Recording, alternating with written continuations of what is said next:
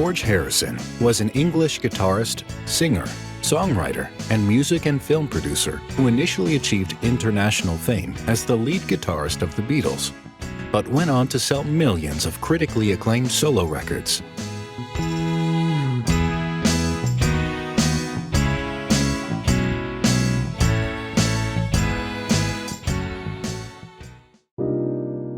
Harrison was referred to as the Quiet One, often in the shadow of John Lennon and Paul McCartney.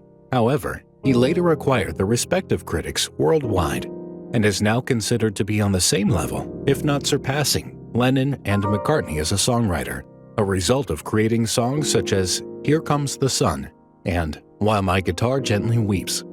Rolling Stone magazine even ranked him number 11 on their list of the 100 greatest guitarists of all time. And he is a two-time Rock and Roll Hall of Fame inductee. His guitar playing was superb. He was the quiet one, but the calm one. He would craft his music meticulously with every little stitch in the canvas and gradually built up his songwriting to a point where he became a great writer. This documentary will delve into Harrison's life, from his rise to fame to his struggles with the law. Former Beatle George Harrison has been giving evidence to the High Court in an attempt to prevent the release of an album based on one of the group's early performances. The CD has been produced from a recording made in Hamburg in 1962. The three surviving Beatles and Yoko Ono, the widow of John Lennon, claim it breaches their copyrights. And his brutal stabbing and tragic struggle with cancer. He wasn't just a great musician and artist, but he did an immense amount for charity as well. And so he will be very, very sadly missed by people right around the world. George Harrison, as an Irish friend of mine always tells me, is the only Englishman in the Beatles. And I said, what are you talking about? And he said, Starkey, Lennon, McCartney, those are Irish names. And I got a big kick out of that because the Liverpool Irish are really quite a community. And of course, Lennon, Starkey, McCartney, it was originally O. Lennon. Those are Irish, Celtic names. But George Harrison, that's your proper English name. Harrison was nominally the quiet Beatle, which is obviously rubbish. Because when you read his interviews or his pronouncements or this autobiography of his that's been reissued in an expanded version called I, Me, Mine, he had something to say. I think he's called the Quiet Beatle for one, because when you've got Lennon in front of you and McCartney right behind there, you might as well just let it go. You might as well just let that cocktail party roll, because you're not going to get a word in with those characters. When I was a young lad and Beatlemania hit the States, George Harrison was my favorite Beatle, and I can't quite put into words why. He remains a fascinating guy to this nanosecond as regards my life and the lives of so many others. He was a quiet, working class, like Ringo, a real proper Scouser. I mean that in a great way. He had the accent of a Liverpudlian.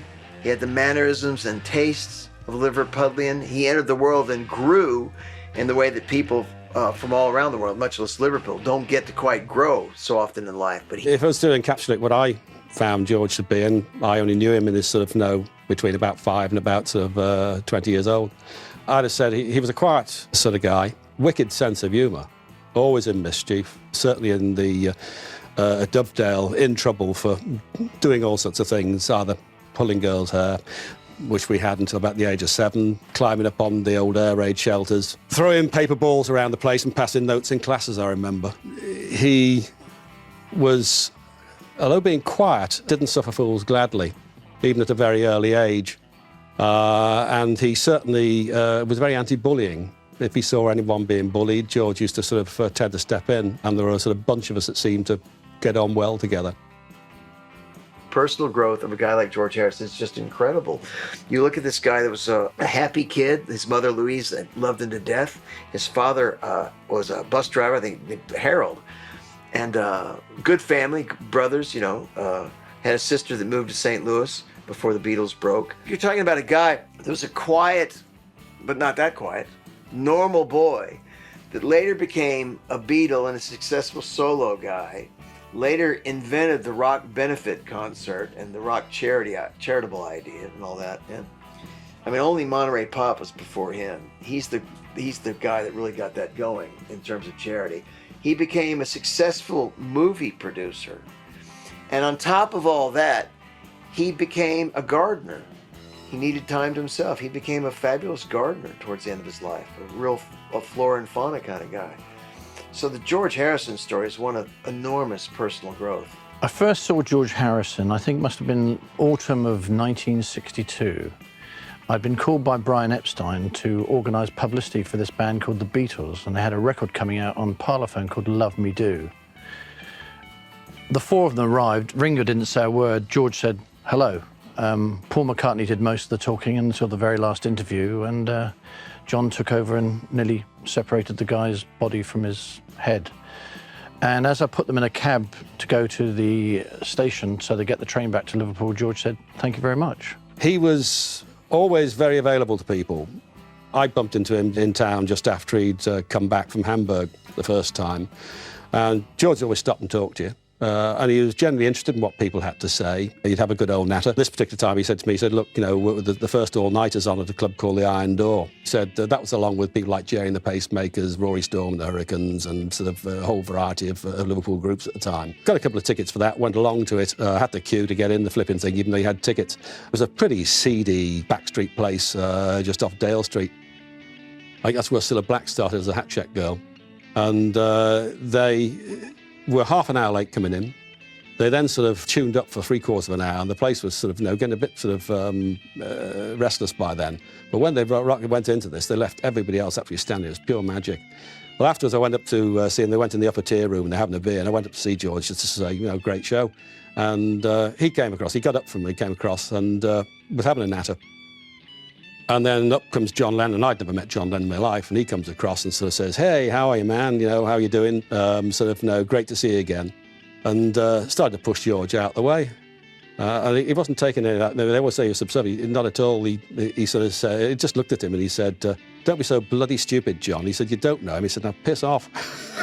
And we can always rephrase that if you like, but he basically was not going to be put aside by him at all. I found that he stood up to them very well. People get this idea that you know, he was in their shadow, but I don't think he was in the slightest. He just was a quiet guy, and when he had something to say, he said it very forcibly. My first impression of George was that he was very shy.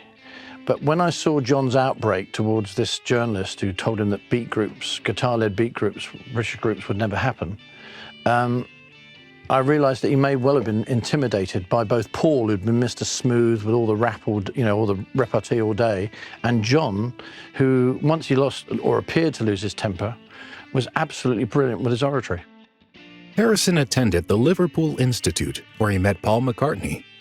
His school years had a significant impact on the rest of his life. George's attitude, I think, was very much coloured by the type of school the Institute went to.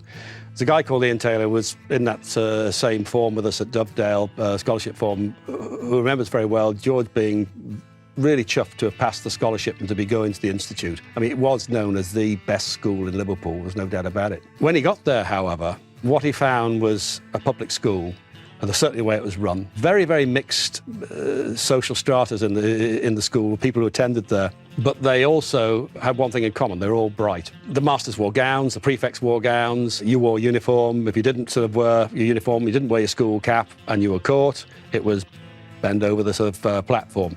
Each of the masters used to be up in a raised platform in the classrooms, either sitting at the desk or, you know, working the blackboards.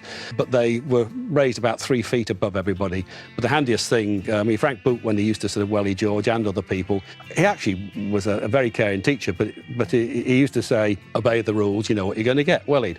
And he'd say, out here, bend over, and you bend over the platform, and he'd say, bend to the Buddha. And so people used to face the Buddha as they bent over, and Frank would give you a welly with a slipper. And that, as I said, was the story before, where George had been slippered so many times by Frank, he actually presented him with one of his plimsolls when he left the school. What's it feel like to be 21? The same. Come. I don't really fancy 21. I much rather like 20, you know, it's sort of nice round figure and all that. Happy birthday to you, 23 today. Thank you very much. Tell me, what presents have you got? George, will you come in? Go back a bit. Fred, can you come under me? George? Yeah, let's go. George, pop one in your mouth. Come on, everybody back in. 4-foot-high cake and 52 bags of stuff to be looked through. So I can't say at the moment. I'd like to say thanks a lot anyway, you know, because You know, thousands of people have sent me things. Thank you, everybody. Very nice. In 1965, the Beatles' success was gaining so much traction that they all received MBEs, which came as a surprise to the general public, but was something to celebrate for their millions of fans worldwide, many of which stormed Buckingham Palace to show their support.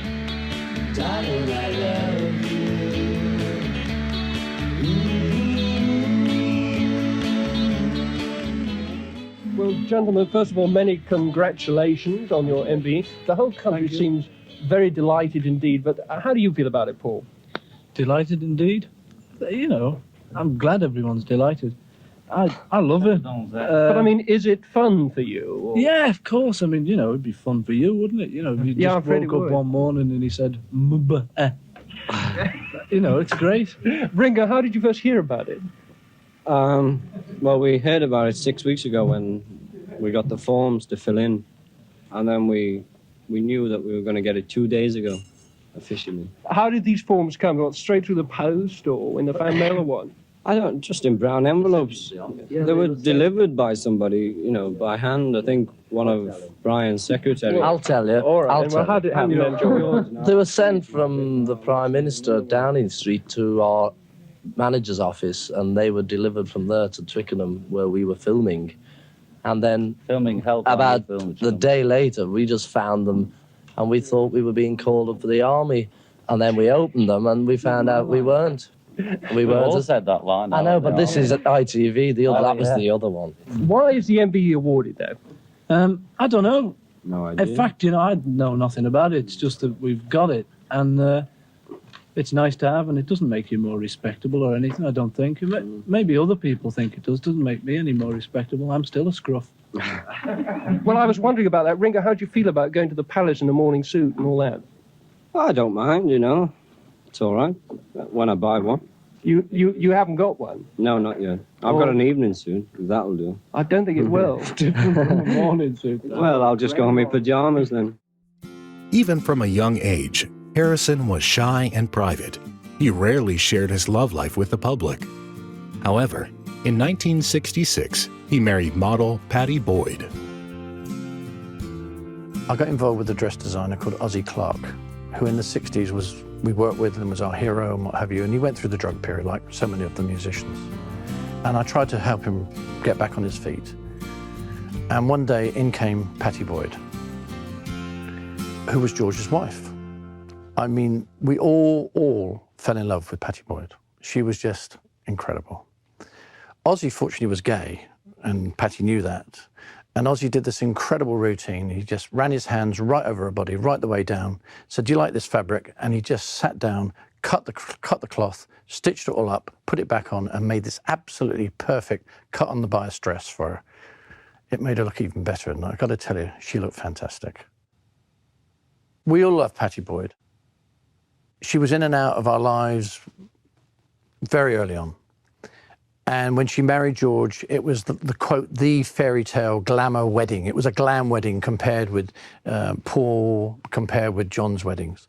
It was the glam London wedding of that year. Pattie, do you think you can ever live the life of a normal housewife now? Yes, of course. But why not? Are you going to stay out of the limelight? Yes. Out of your own choice? Yes. And what about the family? How many children do you want to have? About 3. 39. Give up a tape. Can I have the story of your romance? Pattie, how did it all start?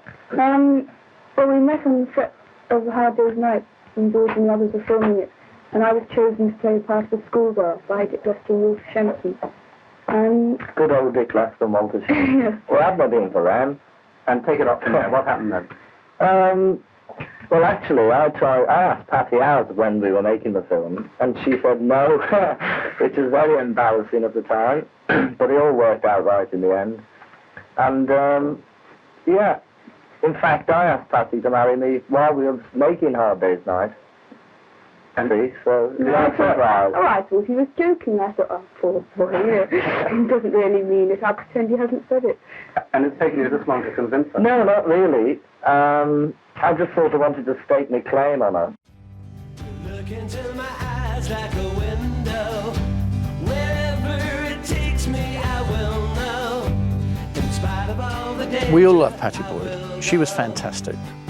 It is no wonder that Eric Clapton wrote that incredible song for her. When Eric wrote that lovely song, Wonderful Tonight, dedicated to her, you just knew that there was going to be no animosity between George and Eric. And I think it was at a period when George and Pattie had drifted apart. So whilst everybody wants to make up stories about George was angry, he wasn't angry. He understood because he was already on the path. He knew that he'd moved on spiritually from that relationship. And in a way, it was beautiful. And that's all you can say. Many people believe Harrison's first album, All Things Must Pass, to be the best solo album by any Beatle. Watch out now, take a beware falling sweet. But in his time with the band, his songs were often overlooked, and he regularly found that McCartney and Lennon's music was getting more respect from their producer. However, his influence was unquestionable. He almost always got 2 songs on each of the Beatles' albums. Bob Geldof said something very eloquent. He says, when we listen to a Beatles song, you can whistle, hum, or tap your feet to the George Harrison guitar solo, forgetting the rest of the song. And by God, he's right. Harrison was a brilliant guy to come in for, we need 8 bars here, or whatever, for this solo, George, and it needs to reflect the melody of the song, yet move the rhythm forward. What do you got? That's where George Harrison collected his mail. The question of George's contribution to the Beatles and what would they have been with him or without him probably really is a 2-part question. Initially, he was really the 3rd member of the band. Once they hit that roller coaster ride of success and he started to play some of those great solos, he was then accepted, I think, musically by Paul and by John as being a very, very integral part of the group. With talents like John and Paul, who are probably the greatest songwriters of the 20th century as far as we're concerned, it's tough opposition. And they collaborated and kind of also rivaled each other in their writing. George didn't have anybody. George had to do it by himself. It was both hard for George Harrison and beneficial to be in the flight path of Lennon and McCartney. I say this because he wasn't a songwriter early on, so he's the fly on the wall. So he gets to learn at the hand of the masters, Lennon and McCartney, right? He worked away at it, and he had tremendous determination and application. He would craft his music meticulously with every little stitch in the canvas, and gradually built up his songwriting technique to a point where he became a great writer. He wasn't to begin with, but then he started writing great songs, and I've said Something, I think, is one of the greatest love songs ever written. It's a wonderful song.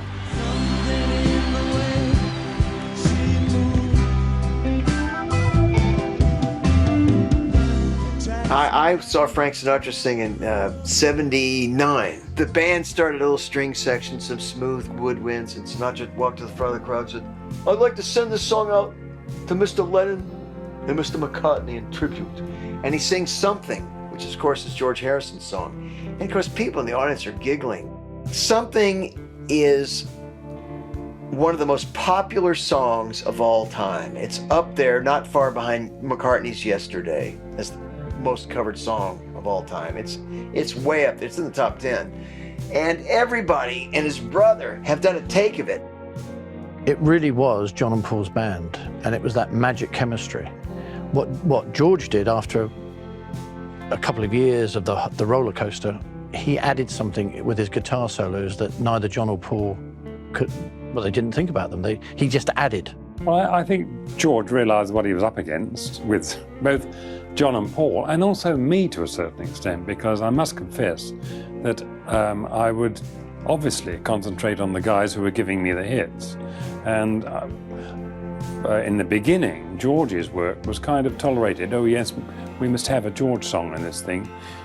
It's kind of saying, well, it's not going to be as good as the others, but we'll let him have it on, which was terribly unfair, I know that, and I do regret that. But you can't blame me, because I had to deal with two marvellous people as well as him. All right, you've got to admit that McCartney and John Lennon were brilliant songwriters.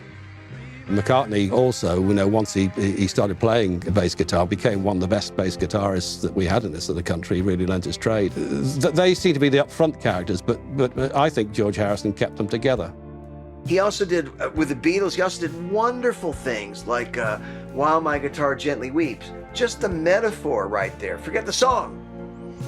The metaphor of the guitar, the great instrument of the blues and jazz, the great gift that Charlie Christian and Django Reinhardt showed us how to play electrically.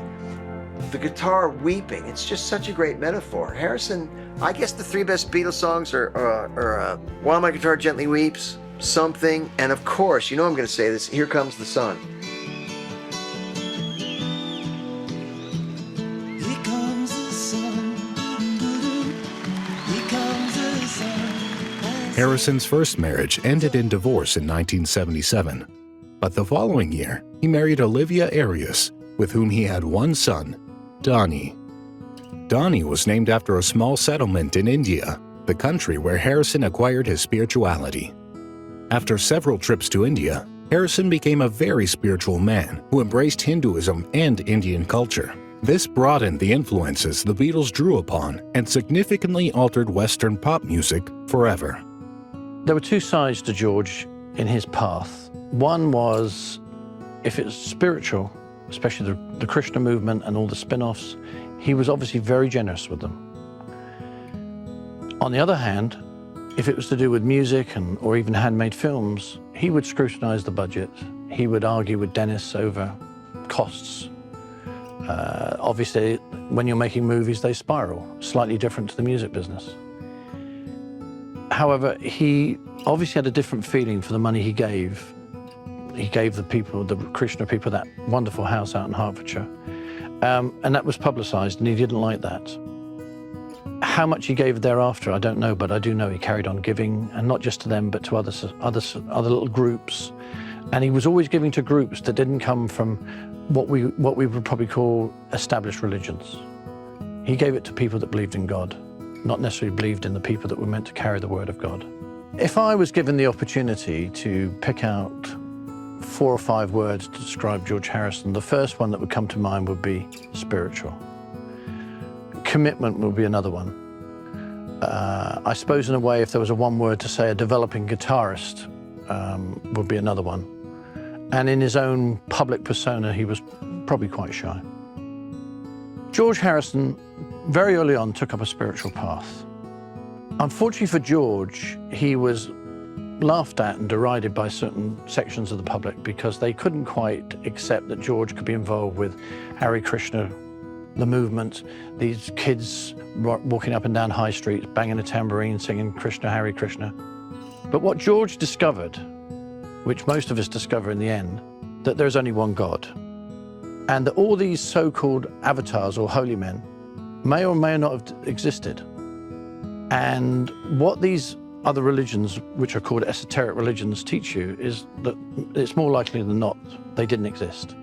So the idea of Moses and Muhammad and Jesus were all based on folk stories to provide the public or the proletariat with a fear-like given situation. So they were kept under control by this thing of fear, that if you don't do good, you'll be in trouble. George found there was an alternative answer to that, and that most of this really wasn't true, and it didn't sit well with him spiritually. Therefore, when something like The Life of Brian came on, which people had said was blasphemy and it was against Jesus, it wasn't a problem to him, because it wasn't something he really believed in, because he'd found a different path that he felt very, very comfortable with. And it's something I can really understand what he found. Far from the noise and pace of city life, in the cool, clear air of Rishikesh, North India, Pathé News reports from the meditation retreat of Maharishi Mahesh Yogi, the man who, through transcendental meditation, is currently bringing peace of mind to the Beatles. Flower-loving Yogi told reporters that his brand of peace of mind could only be truly appreciated by intelligent men of the world with rewarding activities and high incomes. Among his most valued disciples were the Beatles, top of the pop pupils. He did his best to keep them away from outsiders, but George had a way for us. Keeping company with himself, it could be part of the treatment, John stalked along the shady paths. Ringo enjoyed the peace of togetherness with Mrs. Ringo. It was a very peaceful scene. Paul and Ringo shed the cares of their successful world. Close behind, George and John, complete with blanket for even more peace. That great screen star Greta Garbo used to crave solitude. In these days, it's even harder to come by. But the Beatles have found it. In some downtime between recording and touring, Harrison made a pilgrimage to India with his then-wife, Patty. Here he studied sitar with Ravi Shankar, who became a lifelong friend and musical partner. Ravi Shankar was a classical Indian sitar virtuoso that was moving in Indian musical terms into a slightly more accessible folk realm. A very, very incredibly disciplined man. But Shankar, I think, liked Harrison on a personal level. Certainly the body language shows that in the footage. And I think he would have been crafty enough to know that if I get George Harrison on board, it's good for me and my music and the whole category of Indian classical music, folk music, and pop music that I'm playing right now. And they had a friendship that lasted till death. So there's a deep, deep bond there. And I'd also like to interject the point, which others have made, that with Ravi Shankar and George Harrison, I think you're getting the mass public's first taste of what is now world music. Yes, the hipsters knew what Tuvan throat music was, and there were those that knew what Burmese folk music was before then. But the masses in Middle America and Middle England and elsewhere, I think the first time they were introduced to what we can now call world music is when George Harrison started screwing around with sitar. I really believe that. I do believe that his spiritual path took him into a whole new domain of songwriting. His commitment to do and organise in as much detail as he did with the Bangladesh concerts wouldn't have come unless he discovered his own spiritual path or discovered the part of his path he should start on and move forward with it. And it obviously affected his songwriting greatly through the rest of his career. This was around the time Harrison and Ravi Shankar's relationship really began to flourish. All these, what we call mantras or chants, these are thousands of years old. They have been handed down by person to person, like all our art form, and kept very secretively to the families to recite at different occasions, you know, whether it could be marriage or birth ceremony or any special occasion or for the harvest or whatever.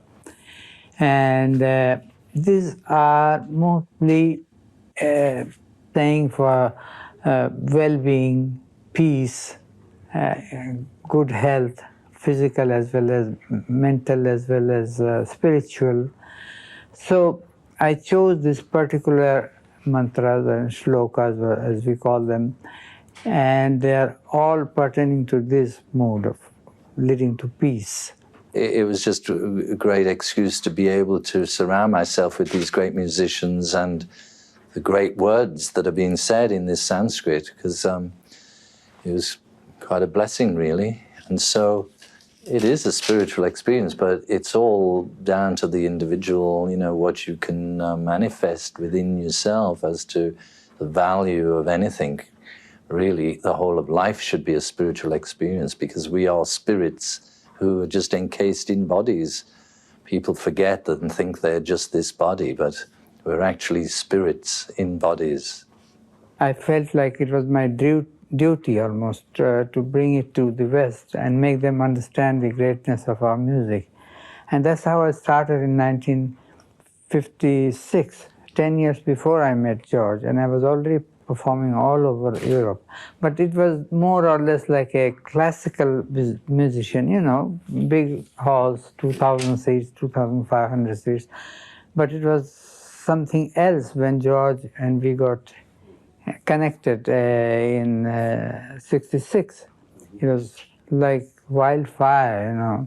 And all the younger generation, they rediscovered me. And it was something which I couldn't believe what was happening.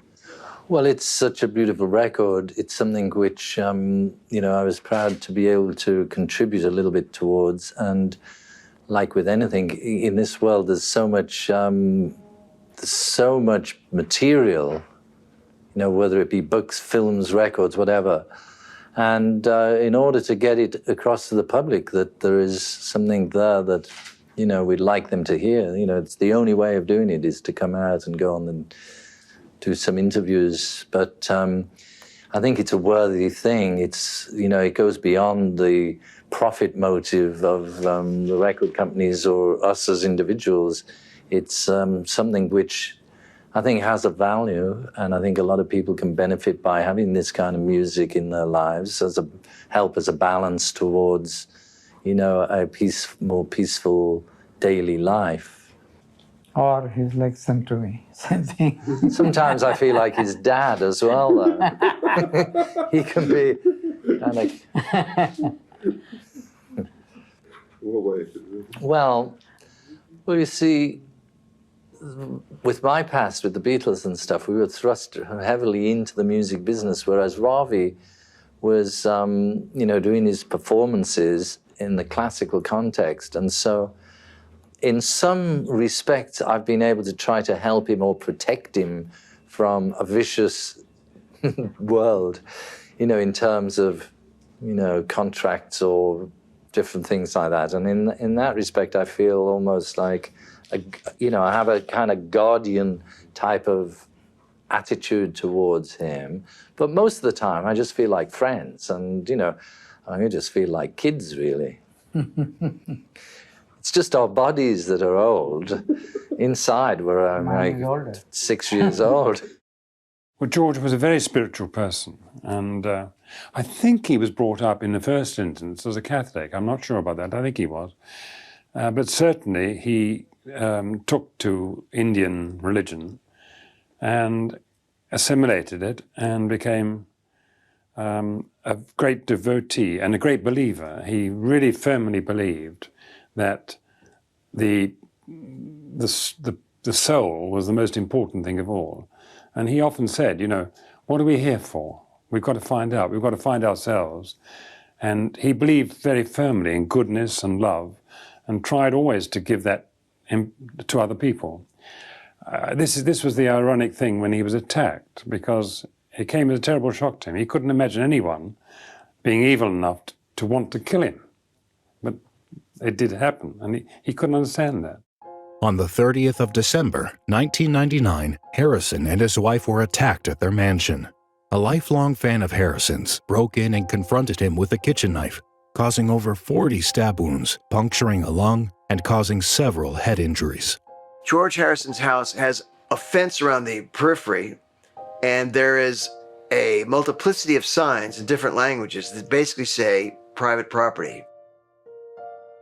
On a December morning in 1999, he found a guy in his house. The guy was non-compos mentis, I think we're safe to say. And Mr. Harrison, in an ensuing struggle, was wounded. Michael Abram believed he was on a mission from God to kill the former Beatle George Harrison, and he very nearly succeeded. A court has been hearing how Abram unleashed a frenzied attack on the musician and his wife at their luxury home. Abram, who comes from Merseyside, denies attempted murder on the grounds of insanity at the time of the attack. The courtroom in Oxford has been listening to graphic details of the attack from Harrison's wife this afternoon. Our social affairs correspondent Dave Guest was in court as the story unfolded. Dave, the events that night sounded like everyone's worst nightmare, an intruder believing he had a mission to kill. That's right, Gordon. Can you imagine? You wake up in the middle of the night after hearing breaking glass. You go downstairs and there's a man there screaming, shouting, waving a knife at you. Well, that's just what happened to Olivia and George Harrison. Only it got worse because the man then attacked George Harrison, stabbing him several times, and attacked his wife too. That man was Michael Abram. So, Michael Abram is that man, you say. I mean, what is his defence for this? He is basically pleading insanity. He's pleaded not guilty to attempted murder on the grounds of insanity. Opening the prosecution today, Simon Mayo said that Michael Abraham had had a delusional illness, which made him think that he was possessed by George Harrison and that he was on a mission from God to go and kill George Harrison, a mission which very nearly succeeded. And was George Harrison in court today to give evidence himself? He wasn't. His evidence was given in a written statement which was read to the court, but it lost nothing in that. In fact, the court was silent, apart from the sound of journalists scribbling to get everything down. George Harrison described how he tried to calm Abram down by shouting Hare Krishna at him. That didn't work. The men grappled. The man stabbed Harrison several times. Harrison said he remembered lying on the floor, feeling the knife going into his chest, feeling his mouth filling with blood, and he thought he was going to die. Well, George Harrison, as you say, wasn't there today in person, but his wife was. What did she tell the court? She was. She gave the account of how she had tried to defend her husband. She had attacked Abram with a poker and then with a table lamp, but that had simply provoked him into attacking her. And the day was saved by his very amazing wife, Olivia, who took, I believe it was a lamp, and swung through as if she's going to hit a home run like Babe Ruth, yeah? And that put Michael out of commission for a while. And the authorities came and peace was restored. It's tragic anyone should suffer such a mental breakdown and commit such a brutal act. We can never forget that he was full of hatred and violence when he came into our home. Abram's descent into madness was fueled by his drug habit. On the streets of Liverpool, he became a familiar sight, wandering aimlessly in a world of his own, listening to music. He was often to be found outside the HMV shop, singing at the top of his voice. Abram became obsessed with the Beatles. He was convinced Paul McCartney was a witch. And I said to Michael, they're just words in a song. You know, the Beatles write beautiful words, wonderful music, but they are just songs. Stop reading things into them. But of course, by that time, you know, Michael wouldn't listen. But the obsession continued, and George Harrison became the focus of Abram's deluded thoughts. He believed Harrison was a sorcerer taking possession of his soul. He thought he had a God-given mission to destroy the former Beatle. Behind the gates of the Harrisons' home tonight, police forensic teams are still gathering evidence at the scene of the attack.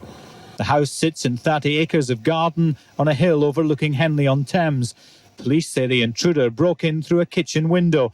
He was carrying a 7-inch knife and managed to stab George Harrison and his wife, Olivia, in a 10-minute rampage round their mansion before being overpowered by staff. Harrison was taken by ambulance to the Royal Berkshire Hospital. He had a knife wound an inch deep in his chest, which had deflated his lung, and after treatment he was transferred to another hospital in North London, which specialises in chest wounds. Doctors there said he had a narrow escape. The chest is full of main blood vessels and arteries, and the lungs are full of main blood vessels as well. So, as I say, it is just by chance that it wasn't more serious. There were 2 new gardeners that day at Harrison's house. This is the gospel truth. 2 new gardeners. They'd never worked a day for the Harrison family yet, but they were hired and they started that morning. So they get to work, and there's the police and their boss on a stretcher to be carried to the hospital to see to his wounds that his assailant had put on him. Harrison motions the 2 guys over to the stretcher. Motions the 2 guys. Hey, does he want us? They go, yeah, go over there. He must want to say hi. So the 2 guys walk over to George Harrison, who's wounded on a stretcher. They've stopped the bleeding. And he beckons them down. And with a friend of mine watching, these 2 new gardeners lean forward to a wounded beetle. How often do you say that phrase, wounded beetle? They lean forward to a wounded beetle. And they go, yes? And Harrison goes, how do you like working here so far? Later, police in Liverpool broke into a flat in the Huyton area of the city and carried out a detailed search. The flat's occupied by 33-year-old Michael Abram, who has a history of psychiatric problems and, according to his family, has developed an obsession with the Beatles. Thames Valley Police, who are investigating the attack on Harrison, say they're still unsure about the motive. Who knows? It could be a number of things. Could be an obsessive fan, could be somebody who simply didn't like him. I don't know. Detectives questioned the man they're holding for a short time this evening and will resume again tomorrow morning. Meanwhile, George Harrison is expected to spend another 48 hours in hospital, but doctors haven't ruled out the possibility that he may yet return home for the Millennium celebrations he's been planning. Harry Smith, ITN, Henley-on-Thames. As well as being a multi-talented musician, George was also making a name for himself in the film industry and was keenly aware of the importance of visuals for his music videos. Videos such as Faster, where he is playing the guitar and singing whilst sitting in the back of a racing car, pushed the boundaries of music videos at that time.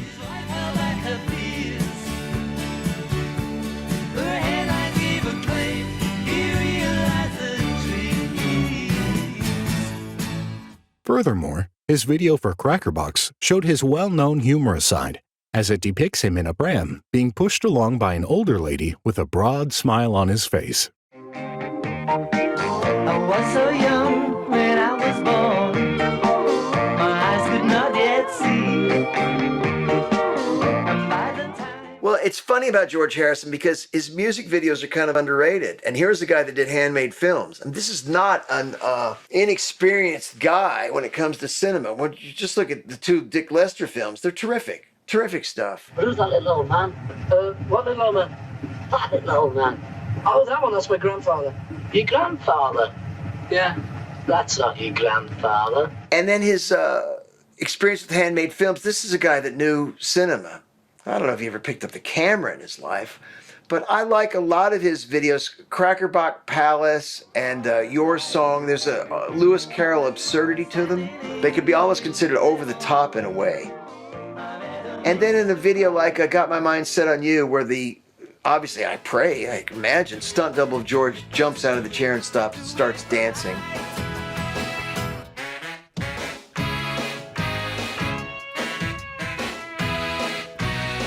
I mean, it's wonderful stuff. I mean, he, like Michael Nesmith of the Monkees, was in on the ground floor with rock and roll being attached to film and video as a promotional film. And so, of course, a lot of his videos are moving, are very, very great, very entertaining. I mean, this is a guy that knew the importance of the visuals, as any Beatle would. Although he was still writing exquisite solo music, the ghost of the Beatles still loomed over Harrison, who, along with the remaining members, fought copyright cases in court. I feel, for me personally, My Sweet Lord was the all-time George Harrison song for me. However, at the time, he had some business involvement with Alan Klein, left over from the Beatles days. And while George was being sued for infringement of copyright, I understand that Alan went out and bought the original copyright of the chiffon song of He's So Fine.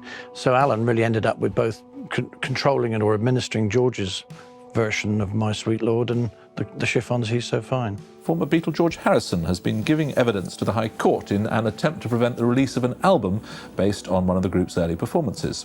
The CD has been produced from a recording made in Hamburg in 1962.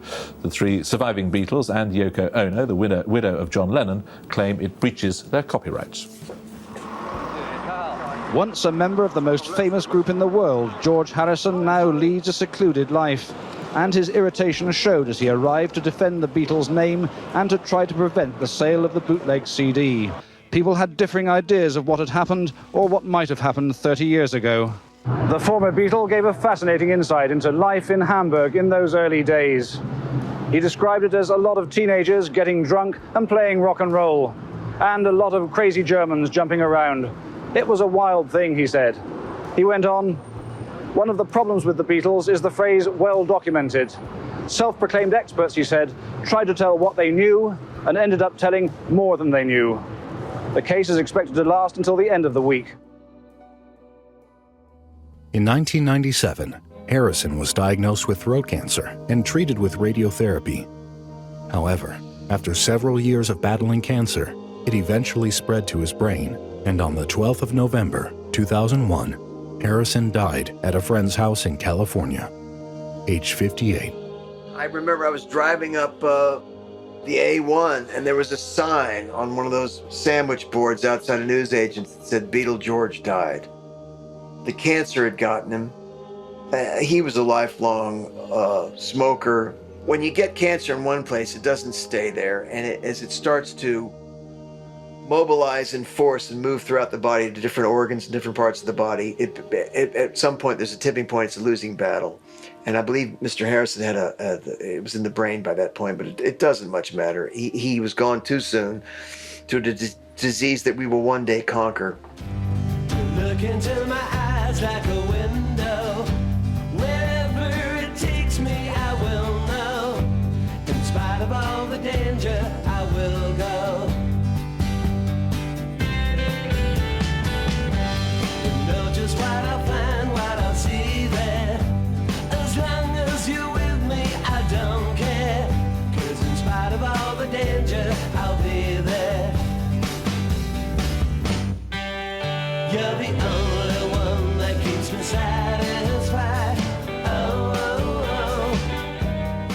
hard for me because I really love the Beatles. I have almost all of the CDs. I listen to them all the time. Sometimes you never call and I'm lonely, and then you pretend you don't know me, but in spite of all the danger you show me.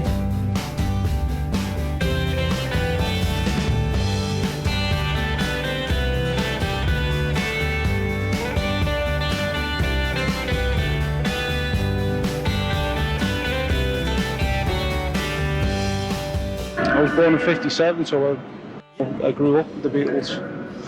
I feel just as sad as when John Lennon died. We knew it was going to happen any time, but tears went ahead this morning. He was one of 4 lads that shook the world, and it's a sad loss. Wherever it takes me, I will know. In spite of all the danger, I will go. In spite of all the danger, I will go.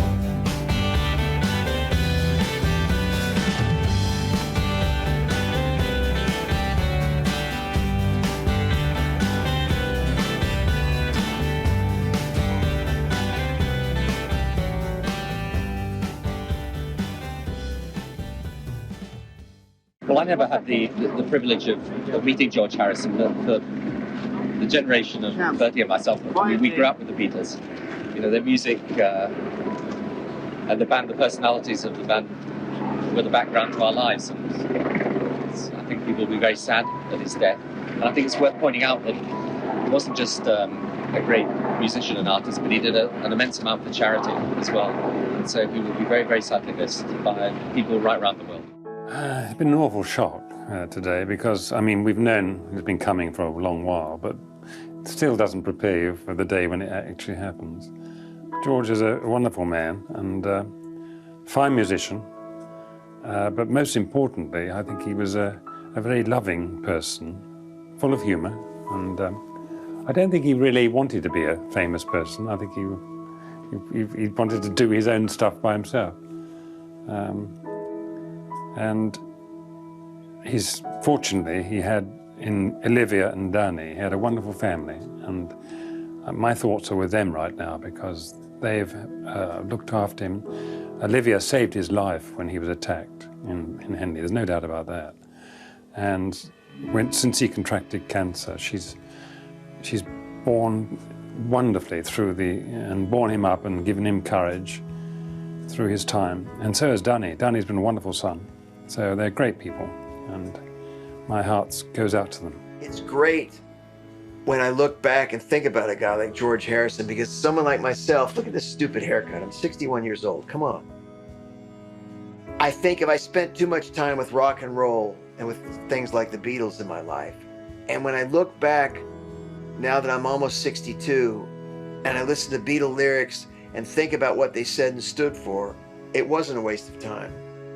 There's something great about being involved and inspired with the art of somebody like not just John Lennon and George Harrison, but all 4 of the Beatles, you know, and in the end, the love you take is equal to the love you make. And that's not even their best lyric, but it's one of their most true. And Harrison stands out as strong as anybody in the Beatles or pop music as a guy that, for all his personal flaws, which we all have, is someone to be respected and admired. He could have retired to that fabulous mansion in England and just had a hedonistic, pointless lifestyle. But he continued to delve in the arts with handmade films and his solo albums. And none of those films and none of those songs say, it's useless, give up, life is bad, just party. They're all a positive, life-affirming message that has the weight of the ages with it. We pray for his soul to Lord Krishna, that he should give all the blessings for departed soul, and also pray to give strength to his aggrieved family, his wife and his son and other family members and friends. In his honor and for his spiritual upliftment, we are doing prayers to Lord Sri Krishna so that Krishna can give him his transcendental, loving devotional service. George Harrison leaving this planet is a great loss to the music world, but also for devotees, and especially for me, because I was very inspired by his music, and he was also responsible for me to come to spiritual life through his wonderful spiritual music, especially the album that he made, which is the Radha Krishna Temple, which has very beautiful compositions of devotional songs. I'm very sad, devastated. We've known he's been ill for a long time, and just very sad to hear that he's passed on. I've spoken to Olivia, and she's been very strong. And I'd like to ask people maybe to be very kind to her and Danny at this time, George's son. He's a lovely man. I love him dearly. I grew up with him, and I like to remember all the great times we had together in Liverpool and with the Beatles, and ever since, really. I'm very sad for him and his family and for all of us. He's a fantastic guy, lovely man, great sense of humor. I was lucky enough to see him a couple of weeks ago, and he was still laughing and joking. Very brave man. And I'm just privileged to have known him, and I love him like he's my brother.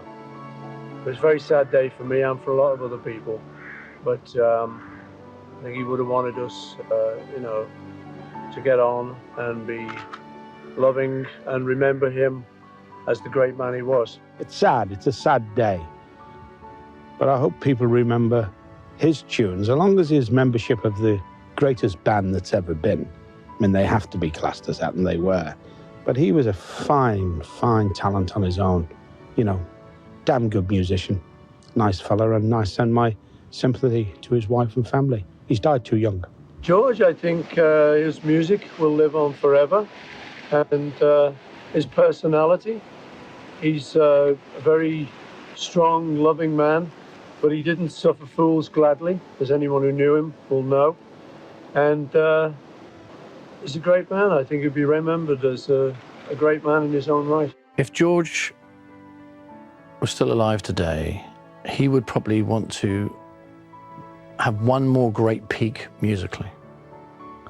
Either another band or some record that he would make that would be different to everything else he's done before, or even making a movie that causes everybody to stand on and say, wow, George Harrison made that. Unfortunately for George, his path was not what everybody expected it to be. And this is to do with his spiritual path, where he was trying to learn what he was here to learn spiritually. So it showed that his spiritual being wasn't meant to be here for long, because no matter what he did to himself physically and what help he got, his spirit was ready to leave. I think the legacy of George Harrison rests upon not just being a Beatle. That's enough for a lot of people. It's enough for a lot of people. It's enough for all of us. I think you've got someone that's beyond special. I can't really think of anybody else in the Beatles or out that's done quite all of those things. He was a remarkable man in many ways, and we saw that in that concert for George, the marvelous Royal Albert Hall concert that his peer group gave him, where McCartney, Ringo, Tom Petty, various Heartbreakers, Jeff Lynne, so on and so forth, all came together in tribute to the great man. I mean, I thought that was really something, that you're gone and your friends throw you this marvelous party. I was very moved by the film, and what I got from it wasn't just the marvelous music by all these people, but it was that George Harrison had some cracking friendships.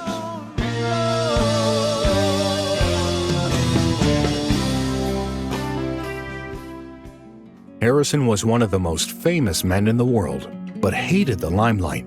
He preached minimalism, but lived in a 120-room mansion and owned a £1 million car. His songs focused on the glory of God and also everyday life. He was known not only as being a part of the most successful band ever, an unrivaled guitarist, one of the best songwriters of all time, but a man with a brilliant sense of humor who was kind, spiritual, thoughtful, and loving.